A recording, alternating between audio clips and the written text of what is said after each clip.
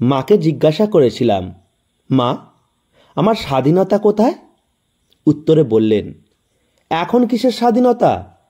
বিয়ের পর স্বামীকে নিয়ে যা ইচ্ছে তাই করবে, স্বাধীনতা খুঁজে নেবে।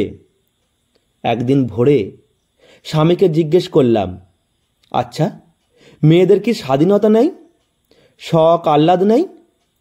উত্তর একটাই, বিয়ের আগে যা করেছো করেছো, এখন করা যাবে না। লোকে কি বলবে? ছেলে মেয়েদের মানুষের মতো মানুষ করো, পরে যা ইচ্ছে করতে পারবে।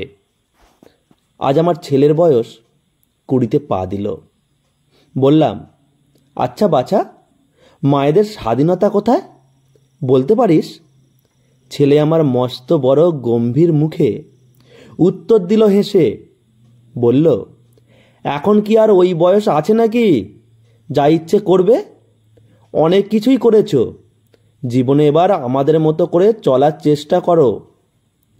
জানেন আপনি, মেয়ে মানুষের স্বাধীনতা হয় না, ঘর হয় না, তারা মানিয়ে নিতে নিতে আর স্বার্থের সবটুকু দিতে দিতে মৃত্যুবরণ করে। এটা একজন মায়ের মুখে শোনা গল্প।